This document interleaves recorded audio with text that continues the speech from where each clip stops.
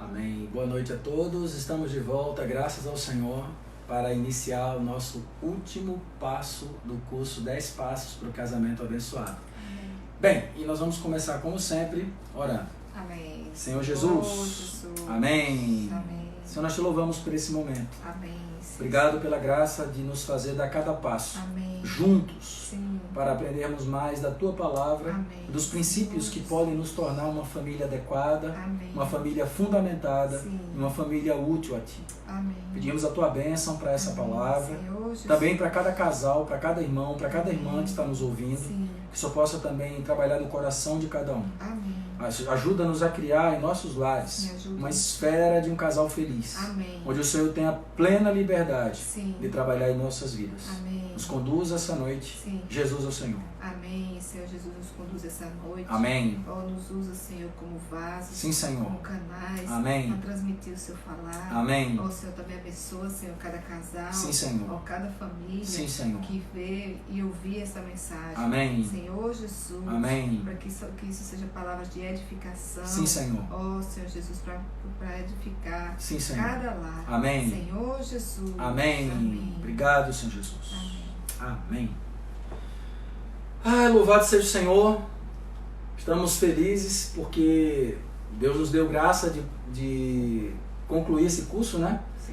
Hoje é o nosso 10º encontro e muito felizes também pela quantidade de casais que estão participando e que estão também interagindo conosco. A gente quer deixar o canal aberto com todos vocês, caso alguém queira depois conversar, fazer alguma pergunta, ter comunhão. Estamos abertos também, irmãos. Nós estamos na igreja para isso, para podermos nos ajudar mutuamente, para sermos úteis ao Senhor. E só reforçando que durante a mensagem, se você tiver alguma pergunta, alguma coisa que você queira saber, próximo à setinha do direct, tem um sinalzinho de interrogação, você pode clicar ali e fazer sua pergunta, que no final a gente responde com toda a tranquilidade, tá bom? Que Deus te abençoe e que a gente possa ganhar luz a respeito desse ponto de hoje. Então vamos começar. Isabel, pode colocar o primeiro slide na tela. O primeiro slide tem o tema, né? Casal feliz. E o tema da nossa mensagem hoje é a esfera de um casal feliz.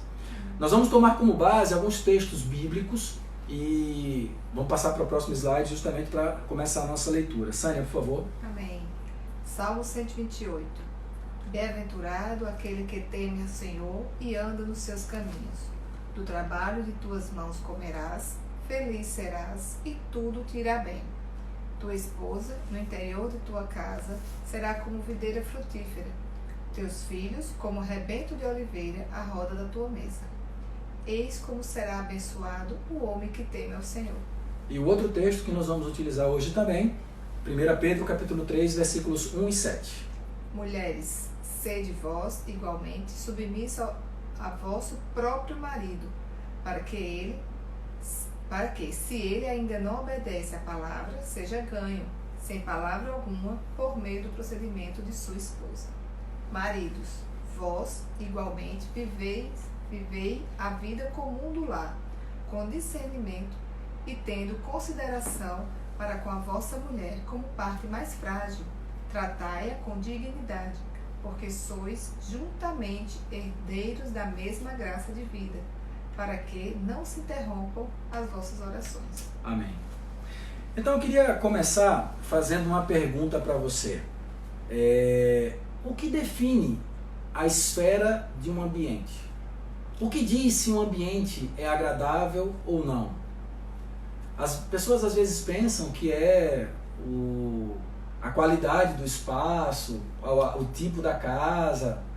Mas na verdade o que define se um lugar é agradável ou não são as pessoas que estão lá. Sim. Não é verdade? E aí a pergunta que eu quero fazer é: como é que é o ambiente da sua casa? Como é que as pessoas, quando entram na sua casa, se sentem? Como é que a sua família se sente junta dentro de casa? Isso faz toda a diferença, porque o que determina se um ambiente é bom ou não são as pessoas que estão ali.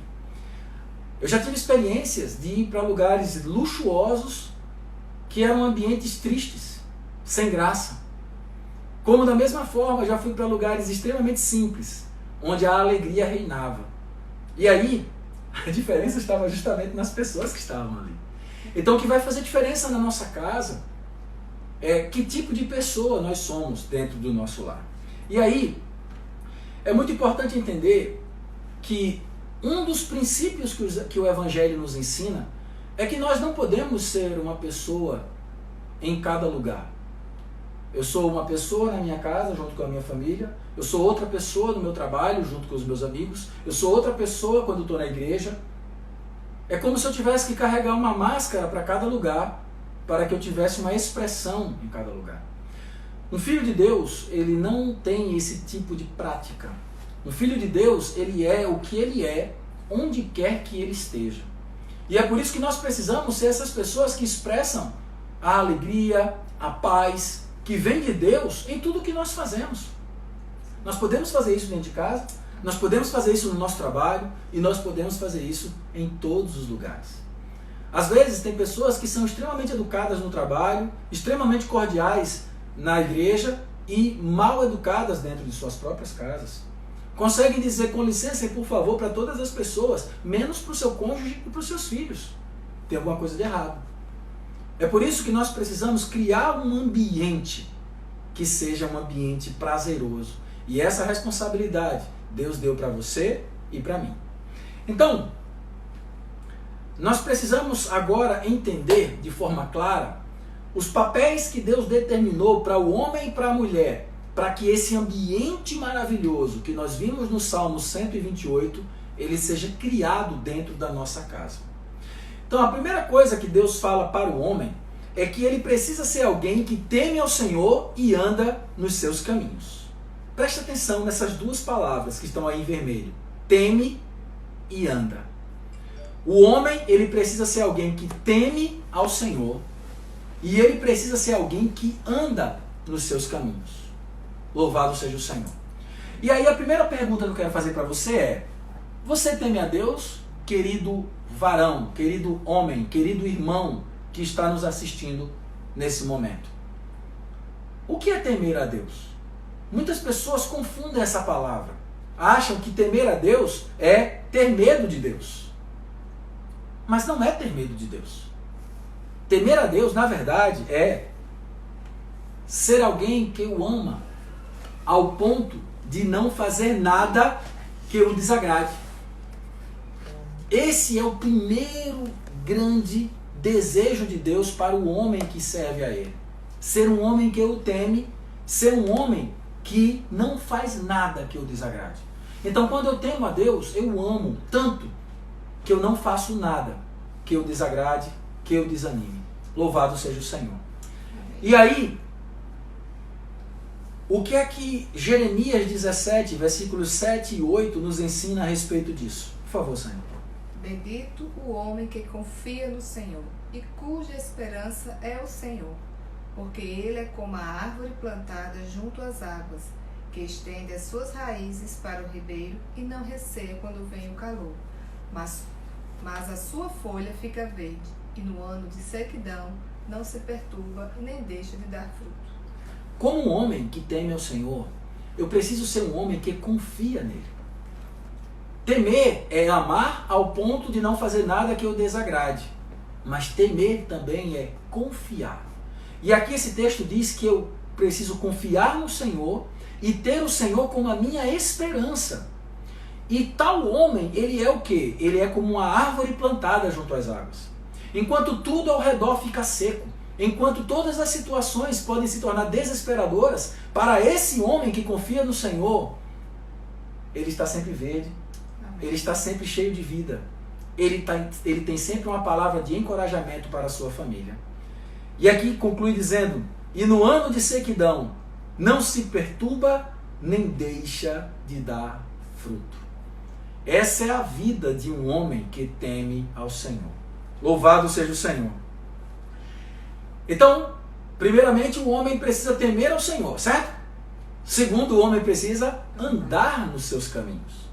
E o que é andar nos seus caminhos?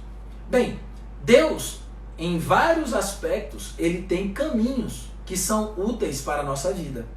Mas aqui nós estamos falando de casamento. Então, no que diz respeito ao casamento, nós queremos aprender os caminhos de Deus no casamento.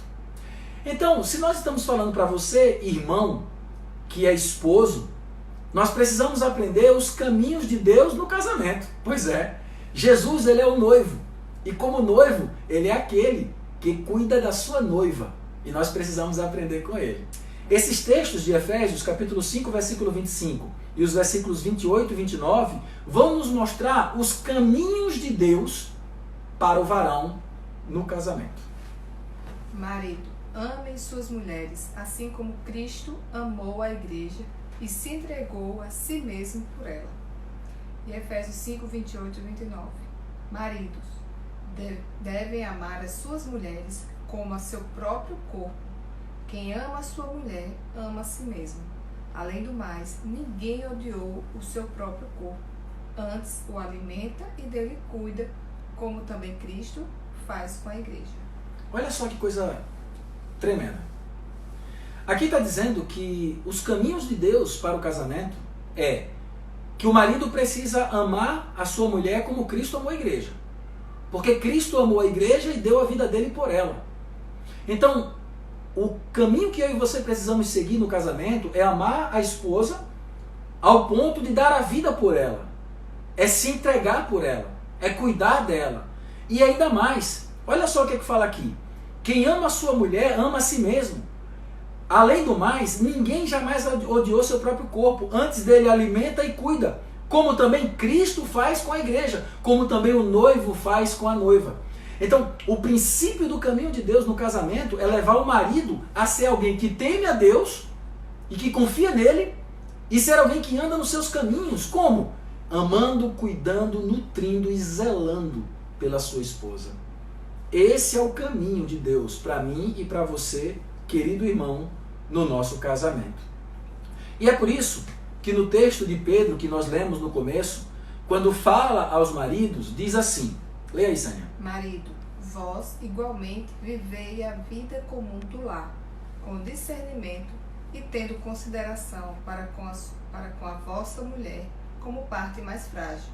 Tratai-a com dignidade, porque sois juntamente herdeiros da mesma graça de vida, para que não se interrompam as vossas orações.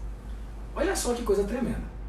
Esse texto foi escrito por Pedro há quase 2000 anos atrás.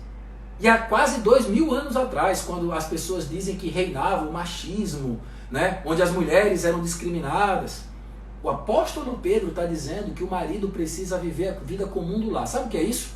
Lavar prato, arrumar a casa, cuidar dos meninos, ajudar a sua esposa nas coisas de casa. Olha só, a Bíblia já nos mostra isso há séculos atrás, mostrando a importância da integração do marido com a mulher dentro de casa e o respeito que o marido tem que ter pela mulher dentro de casa. Isso aqui é um princípio que Deus trouxe para nós e que nós precisamos aprender para quê? Para zelar por ela, para cuidar dela, para amá-la. Essa é a nossa função como maridos. E por que isso? Porque a mulher é a parte mais frágil. Não é que a mulher é fraca. Não é isso que Pedro está dizendo aqui. Pedro está dizendo que ela é mais frágil. A mulher sente as coisas de forma mais forte que o homem. Por isso que o homem precisa zelar por ela. E principalmente porque ambos, marido e mulher, são parceiros e eles recebem a mesma graça de vida. Eu já falei em mensagens anteriores que essa graça, essa palavra graça, ela é única em toda a Bíblia, mostrando que Deus tem uma graça especial para o casamento. Louvado seja o Senhor. E tudo isso para quê? Para que marido e mulher não interrompam suas orações. Para que esse ambiente de consagração, de união, ele seja mantido. Por isso, querido irmão, você tem uma grande responsabilidade nisso. E você precisa assumir o seu papel. Amém. Então, eu deixo o convite para nós, como crianças ainda na palavra de Deus, varões, podermos subir esse caminho. Amém. Que Deus possa trilhar e nos tornar esses maridos adequados. Que o Senhor nos ganhe plenamente. Bem, agora nós vamos falar um pouquinho para nossas queridas esposas, né? Se o marido, ele tem que ser um homem que teme a Deus e anda nos seus caminhos, a mulher tem que ser o quê, Sânia? Tem que ser como a videira frutífera, como está no versículo agora. Que está no Salmo 128, né? Uma videira frutífera aonde? No interior de sua casa. No interior da casa. Rapaz, quando eu vi esse versículo a primeira vez, eu fiquei pensando assim, meu Deus, como é que é ter uma videira dentro de casa, né? A gente, aqui em casa, a gente tem uma videira, mas ela fica lá do lado de fora. E de tempos em tempos a gente tem que podar, né? Porque senão ela vai para a casa do vizinho, vai para todo canto, ela sai se espalhando na casa inteira. Aí eu estava imaginando, o que Deus quer dizer que a mulher tem que ser uma videira no interior da casa, uma videira frutífera? Isso quer dizer que a mulher, Deus deu à mulher a capacidade de perceber tudo o que acontece ao seu redor. E ela pode sim e deve ser uma videira que se espalha por toda a sua casa, para que ela saiba tudo o que acontece dentro do seu lar. Só que o que é que tem acontecido nesses tempos modernos? A mulher tem se ocupado com tantas coisas, tem buscado tanta besteira, tem dado importância a tanta coisa que não tem valor, que as coisas estão acontecendo dentro da sua casa e a mulher não percebe. E muitas vezes o mal entra dentro do seu lar e a mulher não percebe. Lembre que a responsabilidade de edificar a casa é sua, querida irmã. Por isso que você, como essa videira, precisa se espalhar na sua casa, para que tudo o que acontece dentro do seu lar, os seus olhos estejam atentos.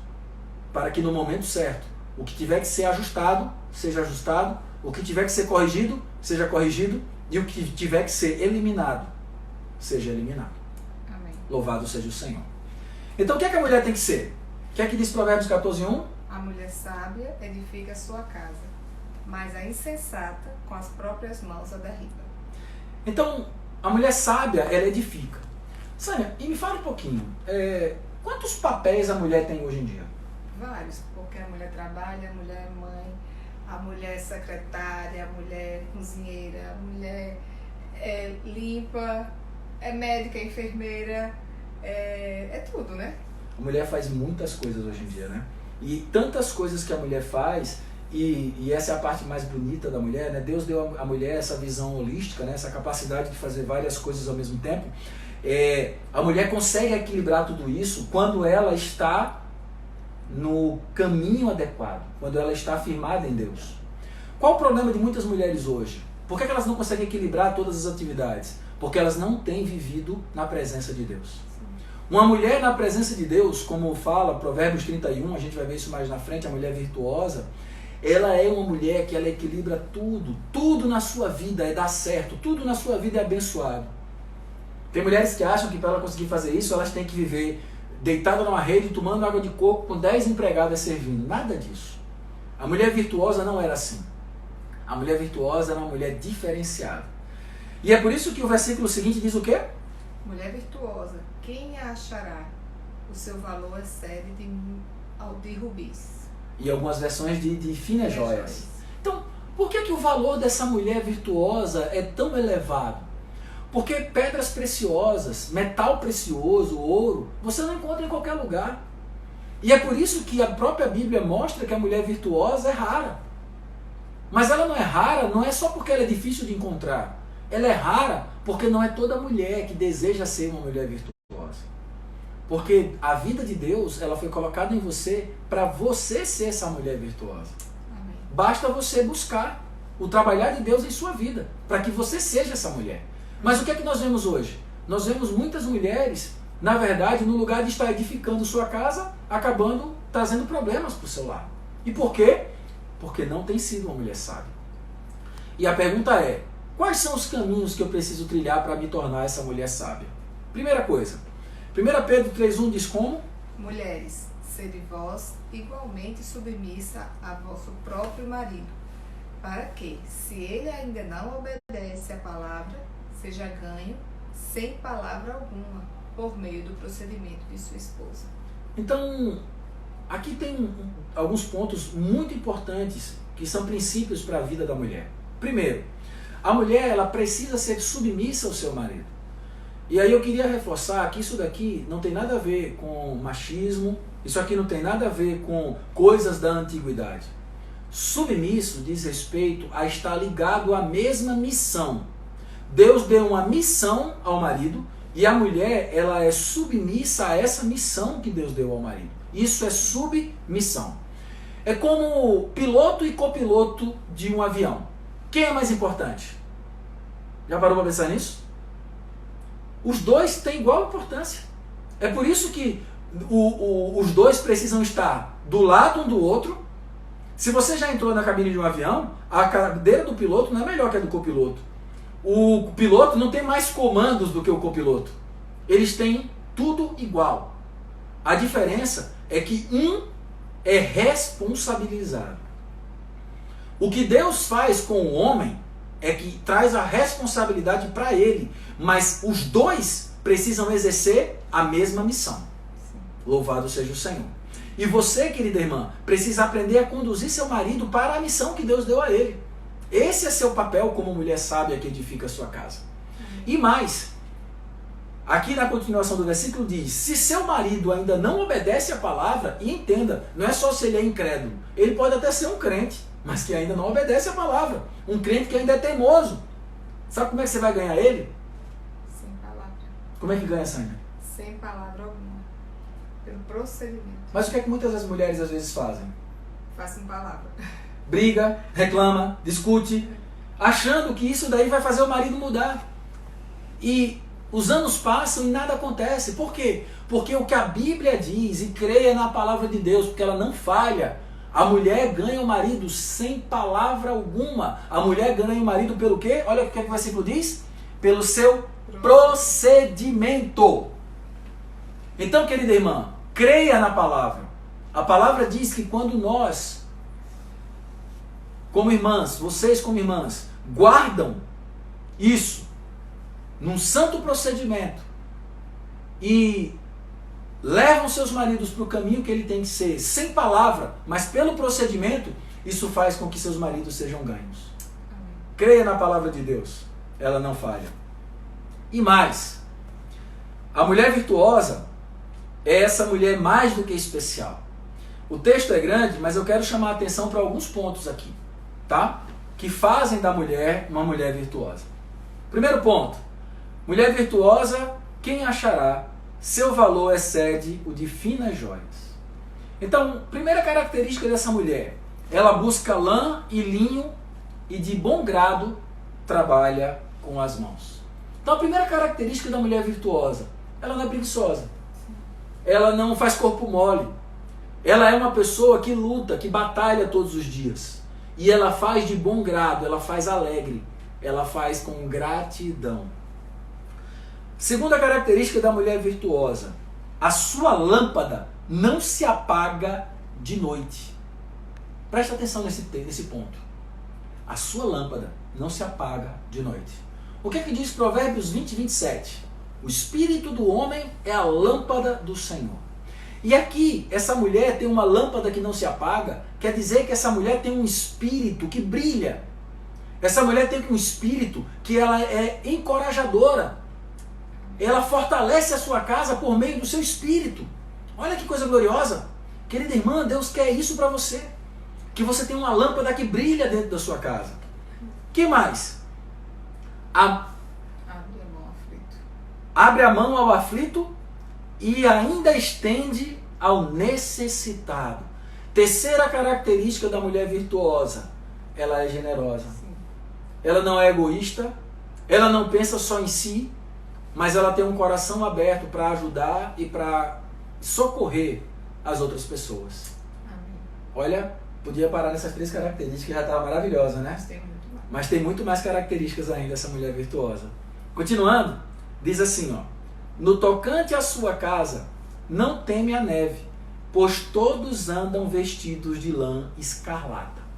A neve, na Bíblia, refere-se ao período da tempestade, da dificuldade, dos problemas.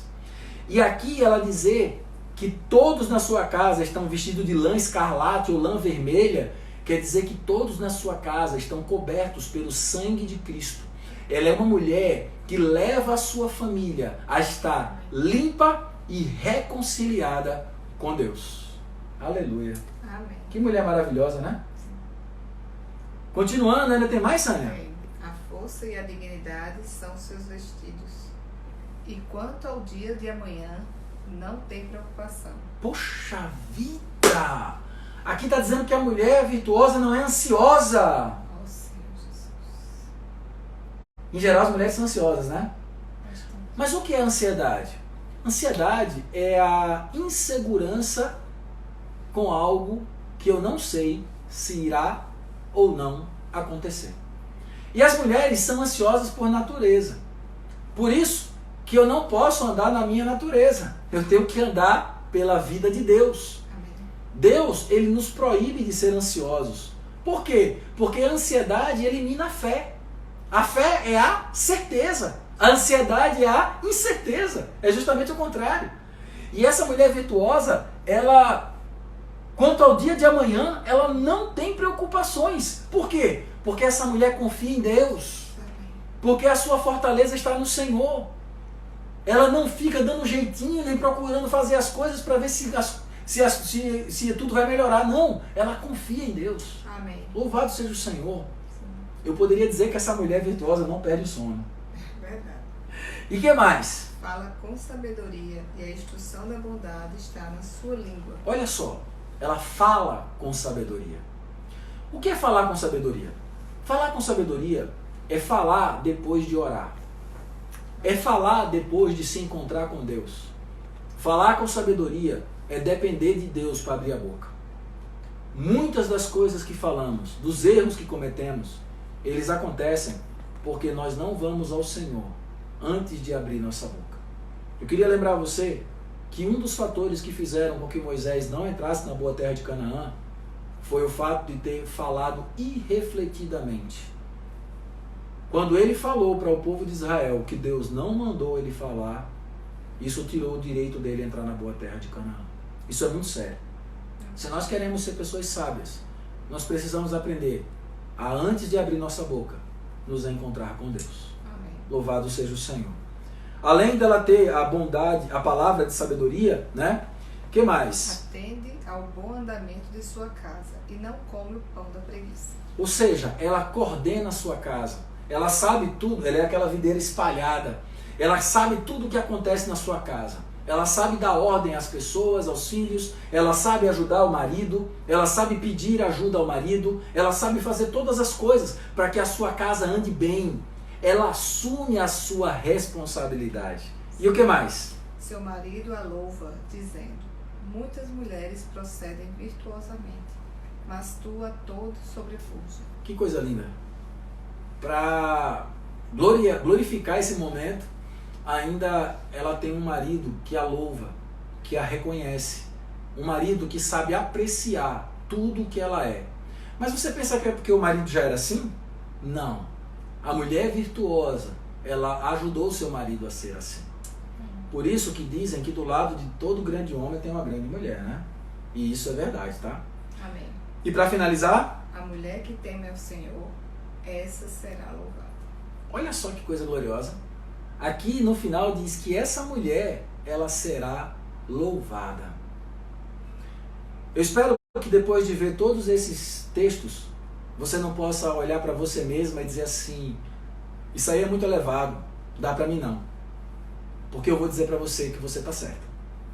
É muito elevado e não dá para você. Só Deus pode fazer isso. Amém. É por isso que eu e você precisamos aprender a depender de Deus. Nenhum homem é capaz de temer ao Senhor e andar nos seus caminhos. Só Cristo pode fazer isso no homem. Nenhuma mulher pode se tornar uma mulher virtuosa como a mulher de Provérbios 31. Só Deus pode fazer isso. Então, o que é que nós podemos dizer no final de tudo isso? Que se nós não aprendermos a viver a vida de Deus e não aprendermos a depender de Deus, nós jamais conseguiremos cumprir o nosso papel dentro do nosso lar. Todos os nossos problemas, todas as dificuldades que nós enfrentamos, elas são simplesmente resultado da nossa vida independente e de não dependermos do Senhor no nosso dia a dia. Por isso que, como marido e mulher, nós precisamos tomar a palavra que um dia Jesus Cristo repetiu e que Deus tinha falado assim que criou o homem. Amém. Deus disse: portanto, deixará o homem seu pai e sua mãe, apegar-se-á a sua mulher e serão ambos uma só carne. Amém. Deus nos uniu para isso. E Deus nos uniu para que nós pudéssemos, como casal, aprender a depender dele em todas as coisas. Um casal que depende de Deus aprende a cumprir o seu papel, marido e mulher, e aprende a tornar a sua casa uma esfera feliz e abençoada. Amém. Isso é o mínimo que Deus deseja para você.